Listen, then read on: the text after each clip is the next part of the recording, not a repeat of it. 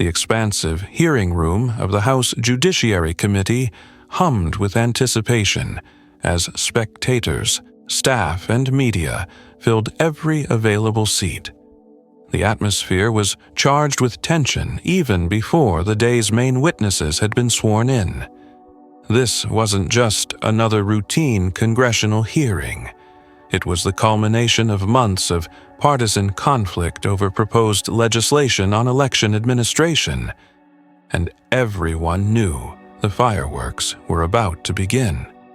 At the witness table sat former Florida Attorney General Pam Bondi, her blonde hair perfectly styled, dressed in a crimson blazer that seemed chosen to command attention. At 58, Bondi had built her post-government career as a conservative legal analyst and advocate, frequently appearing on television to defend traditional approaches to election security. Having served as Florida's top law enforcement officer for 8 years, before becoming a prominent surrogate for Republican campaigns, Bondi brought both institutional credibility and partisan passion to her testimony. The committee members sat on the elevated dais, divided physically and ideologically along party lines. Among the Democratic members, Congresswoman Jasmine Crockett from Texas reviewed her notes with focused intensity. The 43-year-old former civil rights attorney had established herself as one of the most effective questioners on the committee since joining Congress, combining her legal background with an ability to translate complex issues into accessible language. Today, dressed in a structured navy blue suit with a simple gold necklace, nothing in her demeanor revealed the strategy she had prepared for her upcoming exchange with Bondi. The hearing's nominal purpose was to examine federal election administration proposals, but everyone in the room understood the real agenda. Republicans were building a case for stricter voting requirements, while Democrats were defending measures to expand ballot access. As the invited expert witness for the Republican majority, Bondi was expected to provide authoritative support for claims of election vulnerabilities that justified tighter restrictions. After preliminary statements, several Republican members directed friendly questions to Bondi, allowing her to expand on prepared talking points about election security concerns. Her testimony painted a picture of election systems vulnerable to manipulation and fraud, though she carefully avoided making specific allegations about past elections that might require factual substantiation. When Democratic members began their questioning, the tone shifted noticeably. Initial exchanges grew increasingly tense as Bondi dismissed questions about the impact of proposed restrictions on minority voters as political theater and playing the race card. By the time the chairman recognized the gentlewoman from Texas for her 5 minutes of questioning, the hearing had already devolved into the partisan confrontation everyone had anticipated. Crockett began with a disarming smile and professional tone. "Thank you, Mr. Chairman. Ms. Bondi, I appreciate you appearing before our committee today." Bondi nodded slightly in acknowledgement, her expression guarded after the increasingly contentious exchanges with previous Democratic questioners. "I'd like to start by establishing some baseline facts," Crockett continued. "In your opening statement, you mentioned that our election systems are riddled with vulnerabilities that create significant opportunities for fraud. Is that an accurate characterization of your testimony?" "Yes, Congresswoman," Bondi replied firmly. "Based on my experience as Florida's Attorney General and my work since then, I believe our current systems have serious security gaps that need to be addressed." Crockett nodded thoughtfully. "And would you agree that any policy recommendations should be based on actual evidence rather than theoretical concerns?" "Of course," Bondi answered. Though I would add that we shouldn't wait for widespread fraud to occur before addressing obvious vulnerabilities. It seemed like a routine exchange setting up basic parameters. But those familiar with Crockett's questioning style recognized she was establishing points that would become relevant later. Before diving deeper into this explosive confrontation that has everyone talking, make sure to like this video and subscribe to our channel. We bring you the most revealing political showdowns with context and analysis you won't find elsewhere. Turn on notifications so you never miss our latest uploads. Pam Bondi wasn't just any witness appearing before a congressional committee. As Florida's Attorney General from 2011 to 2019, she had overseen election law enforcement in one of the nation's most electorally significant states. Since leaving office, she had become a prominent voice in conservative legal circles, frequently commenting on election administration issues on major news networks and serving as an advisor to Republican campaigns on voting laws and election integrity issues. Bondi's approach to election issues had been consistently conservative, emphasizing potential security vulnerabilities over concerns about ballot access. As Attorney General, she had defended Florida's controversial voter purge programs and supported restrictions on early voting that critics claimed disproportionately affected minority communities. These positions had made her both a conservative champion and a frequent target of progressive criticism. In recent months, Bondi had become particularly outspoken about alleged vulnerabilities in election systems, writing op-eds and giving interviews that warned of potential fraud risks without making specific allegations that could be factually disputed. This careful balancing act, raising concerns about election integrity without making provably false claims, had made her a particularly effective advocate for tighter voting restrictions. Congresswoman Jasmine Crockett brought a different type of expertise to election issues. Before entering politics, she had built her legal career partly on voting rights cases, representing individuals and community organizations challenging barriers to ballot access. This work had given her first-hand experience with the real-world impact of voting restrictions, particularly on marginalized communities with limited resources to navigate increasingly complex requirements.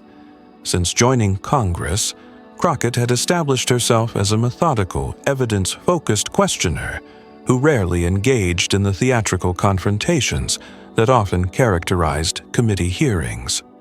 While some colleagues use their questioning time primarily for speeches and partisan attacks, Crockett typically built careful factual foundations before revealing the contradictions or inconsistencies she intended to expose. The clash between Bondi and Crockett thus represented more than routine partisan disagreement. It was a confrontation between fundamentally different approaches to election policy: theoretical vulnerability versus empirical impact, abstract security, concerns versus documented access barriers, institutional authority versus lived experience and community perspective. Ms. Bondi, Crockett continued, "You've mentioned significant opportunities for fraud in our current systems. I'm interested in understanding the scale of this problem based on empirical evidence rather than theoretical possibilities." She glanced down at her notes. "During your 8 years as Florida's Attorney General, approximately how many cases of voter fraud did your office prosecute?" The question was straightforward, but potentially problematic for Bondi.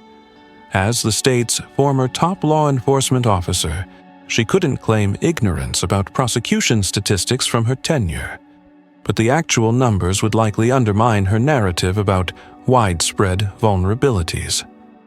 "I don't have the exact figures in front of me," Bondi replied, her tone becoming slightly defensive. "But I can tell you that any fraud is too much fraud. and our focus was on prevention rather than simply prosecution after the fact. I understand your concern about prevention, Crockett responded pleasantly. But to assess the scale of the problem we're trying to prevent, wouldn't actual prosecution data be relevant? Before Bondi could respond with another generality, Crockett held up a document. I have here the official report from the Florida Division of Elections covering the 8 years of your tenure as Attorney General. According to these records, a total of 17 cases of voter fraud were prosecuted in Florida during that period, in a state with approximately 14 million registered voters. The specific citation of official Florida records, rather than statistics from advocacy groups or partisan sources, caught Bondi off guard. Her expression tightened slightly as she recognized the challenge to her narrative about significant fraud risks. Those are just the cases we could detect and prove beyond reasonable doubt, Bondi countered. The real problem is the vulnerability to fraud that goes undetected. That's an interesting point about undetected fraud. Crockett nodded. I'm curious how you would quantify something that, by definition, cannot be measured if it's undetected. The question highlighted the logical problem with claiming widespread undetected fraud, an assertion that was inherently unprovable, but often used to justify restrictions affecting millions of legitimate voters. Rather than allowing Bondi to respond with another general assertion, Crockett shifted direction.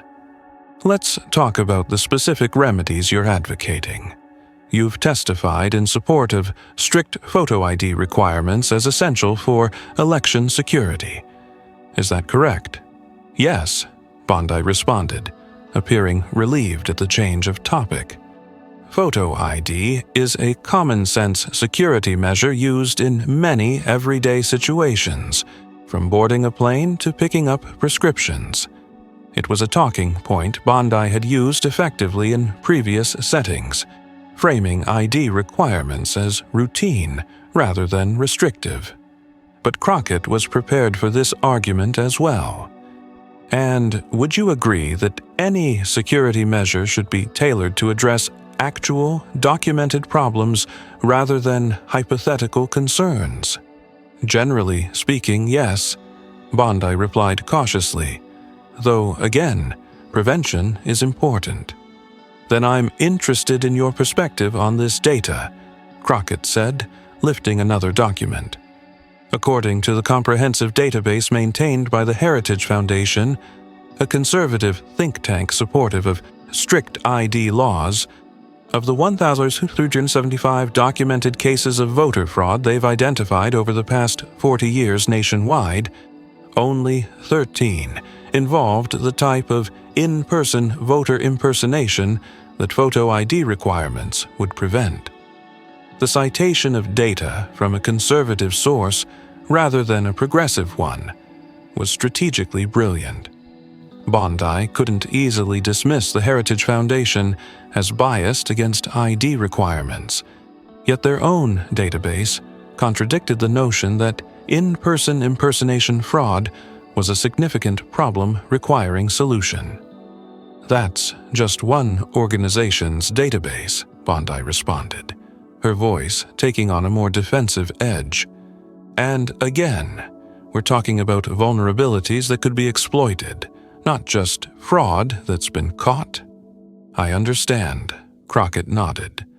But if we're creating policies that will affect millions of voters, shouldn't those policies be based on documented problems rather than theoretical vulnerabilities? Particularly when studies show that up to 25 million eligible American voters lack the type of ID your proposed requirements would mandate. The question framed the issue in terms of proportionality, weighing the impact on millions of legitimate voters against prevention of a fraud type, so rare that even conservative sources had documented only 13 cases in 4 decades. Bondi's expression hardened as she recognized the corner she was being backed into. Rather than engaging with the disproportionality Crockett had highlighted, she pivoted to attack. "Congresswoman, I find it troubling that Democrats consistently oppose basic security measures for our elections while supporting them for everything else in American life," she said, her voice rising. "The only logical explanation is that you believe these requirements will disadvantage your voters, which raises serious questions about who exactly you think can't obtain identification." Her tone became increasingly accusatory. The suggestion that minority voters are somehow less capable of obtaining ID is, frankly, condescending and borderline racist. As a woman of color yourself, I'm surprised you'd promote such a patronizing narrative about your own communities. The personal attack, implying Crockett was being condescending to minority communities and questioning her representation of her own constituents, represented a significant escalation beyond policy disagreement. Several committee members looked up in surprise at the unusually direct personal challenge to a sitting member of Congress.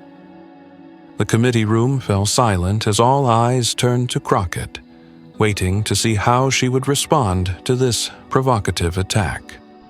Would she react emotionally and engage in a personal counterattack? Would she demand the chairman intervene, or would she find another approach entirely? For a moment, Crockett simply looked at Bondi, her expression revealing nothing of her reaction to the personal attack. Then, without visible anger or defensiveness, she reached for a different document than the ones she had referenced previously. "Miss Bondi, thank you for raising the question of who exactly is affected by strict ID requirements," she said, her voice remaining professional and measured. "Rather than exchanging personal accusations, I think we should look at the empirical evidence on this question." She held up what appeared to be a research report. "I have here a comprehensive study conducted by the University of Wisconsin that tracked the specific impacts of that state's strict ID law after implementation. The research team conducted detailed surveys of non-voting registered voters in affected communities to determine exactly who was prevented from voting and why." Crockett turned to a specific page. According to this peer-reviewed research, among registered voters who were deterred from voting by ID requirements, 27.5% were African American compared to 8.3% of white voters. The deterrence effect was 3 times higher for black voters than white voters, even when controlling for education, income, and other demographic factors. She looked up at Bondi. "This isn't theoretical or anecdotal. It's statistically significant empirical evidence of disparate impact based on race. Exactly the concern you just characterized as condescending and borderline racist." Without raising her voice or becoming visibly emotional, Crockett had effectively turned Bondi's personal attack against her, using empirical evidence to demonstrate that the disparate racial impact wasn't a patronizing assumption, but a documented reality. Furthermore, Crockett continued, turning to another page in the report, the study found that 15.7% of eligible voters earning less than $25,000 annually were deterred, compared to 2.3% of voters earning over $100,000. Among those deterred, 61% attempted to obtain compliant ID, but were unable to do so due to documentation requirements, fees for supporting documents, or inability to take time off work during DMV hours.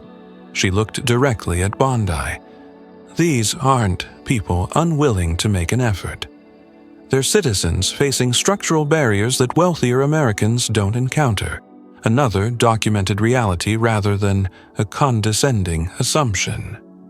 The factual precision of Crockett's response, citing specific percentages from peer-reviewed research rather than general assertions, had effectively neutralized Bondi's accusation, while simultaneously providing evidence that directly contradicted her dismissal of disparate impact concerns. Recognizing that her attack had backfired, Bondi attempted to pivot again. Even if there are disparities in who currently has ID, that's an argument for helping people obtain identification, not for abandoning security requirements altogether. I couldn't agree more about helping people obtain identification, Crockett responded immediately. Which is why I'm curious about your position on the democracy enhancement provisions in the very bill we're discussing today. She held up a copy of the legislation. Section 302 provides for automatic voter registration.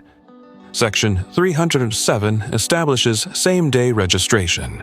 And Section 303 specifically allocates funding for mobile ID units to visit underserved communities and provide free photo identification. These provisions would address the very concerns you just raised, ensuring security while removing barriers to participation. Crockett looked directly at Bondi. Yet, in your submitted testimony, you explicitly oppose these provisions. Could you explain why you oppose the very solutions that would address the concern you just identified? It was a devastating follow-up that exposed a fundamental contradiction. Bondi had suggested that helping people obtain ID was the solution, yet she opposed the provisions that would actually accomplish that goal. The trap had been sprung with remarkable effectiveness. For perhaps the first time in the hearing, Bondi appeared genuinely caught off guard, uncertain how to respond to the contradiction Crockett had exposed. After a moment's hesitation, she attempted to recover. Those provisions go far beyond simply helping with identification, she said, her voice less confident than before. They create numerous other concerns about election administration and security.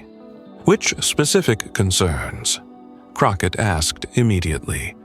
Because you just stated that helping people obtain ID would address your primary objection to removing strict ID requirements. If the bill does exactly that, what other documented problems are you referring to? The follow-up question exposed another logical problem. Having identified ID accessibility as the key issue, Bondi now needed to articulate other specific concerns or admit that her opposition wasn't based on the reasoning she had just provided. Before Bondi could formulate a response, Crockett's time expired. But the damage had been done. What had begun as Bondi's confident attack on Crockett's motives and representation had been transformed into an exposure of contradictions in her own position, all without Crockett ever responding in kind to the personal nature of Bondi's accusations. As questioning moved to the next committee member, the dynamic in the hearing room had fundamentally shifted. Republican members who had planned to invite Bondi to expand on her security concerns now adjusted their questions to avoid the contradictions Crockett had exposed. Democratic members, meanwhile, built upon the empirical foundation Crockett had established, pressing Bondi on the documented impacts of the restrictions she supported. By the time the hearing concluded 3 hours later, the exchange between Bondi and Crockett had become its defining moment.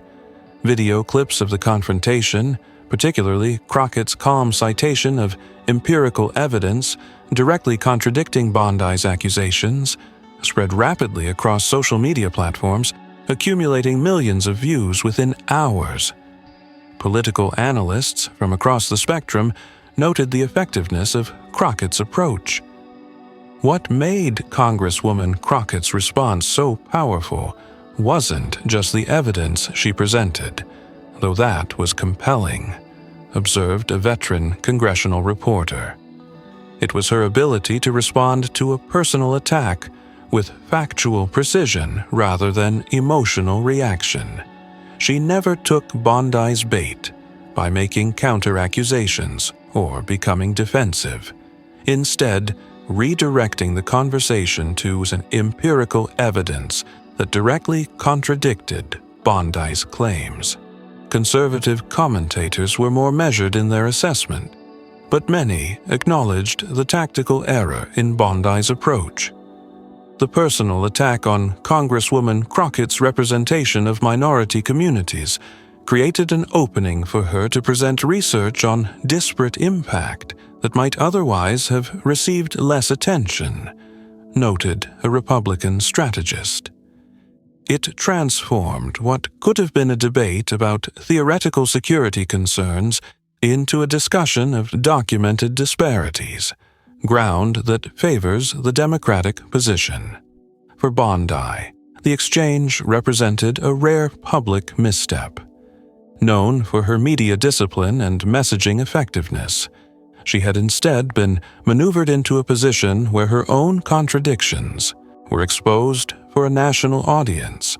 In a telling sign of the exchange's impact, Bondi declined multiple requests for interviews in the days following the hearing, a marked departure from her usual eagerness to expand on her testimony in media appearances.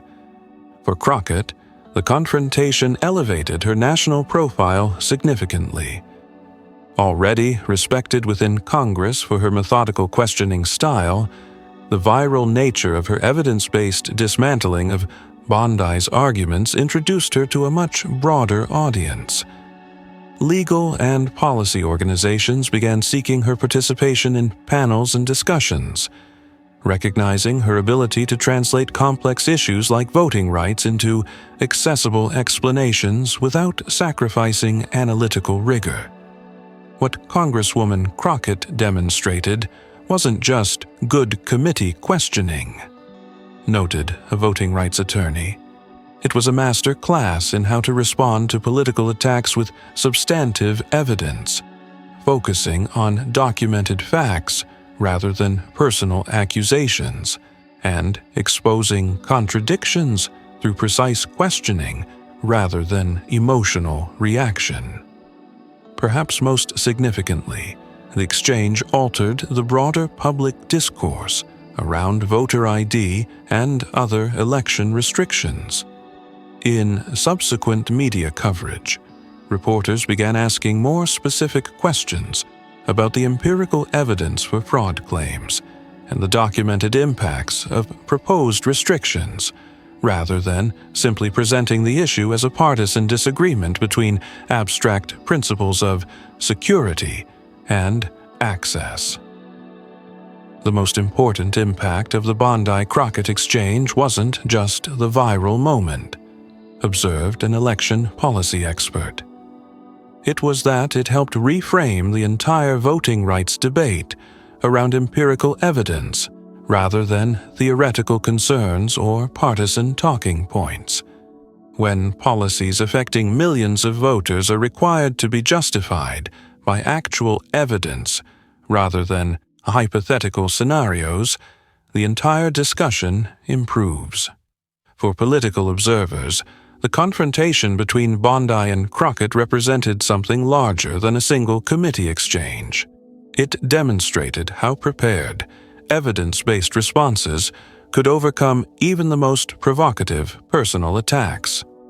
Bondi's approach, combining theoretical security concerns with personal accusations when challenged, had been systematically dismantled by Crockett's calm insistence on empirical evidence and logical consistency. In doing so, Crockett had provided a template for effective policy advocacy that contrasted sharply with the personal attacks that often characterized political debates over voting rights.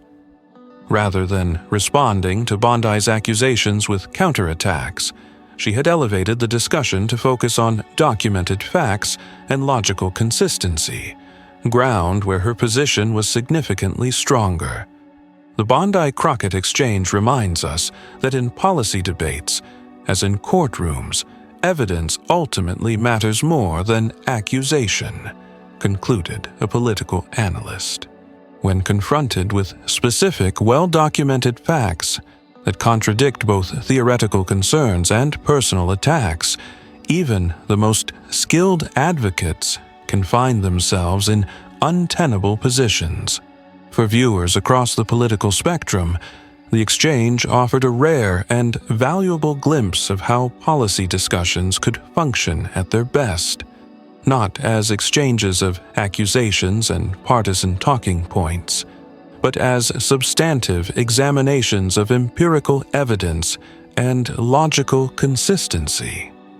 And in a political environment where voting rights debates had often generated more heat than light, Crockett's methodical dismantling of Bondi's attack had provided something increasingly rare but immensely valuable: a victory for empirical evidence over theoretical concerns, for documented reality over hypothetical risks, for factual precision over personal accusation. If you found this breakdown of how Congresswoman Crockett turned Pam Bondi's personal attack against her through empirical evidence valuable, make sure to like and subscribe to our channel. We bring you the most revealing political confrontations with context and analysis you won't find elsewhere. Hit that notification bell to stay updated on our latest videos showing how preparation and factual precision can overcome even the most provocative political attacks.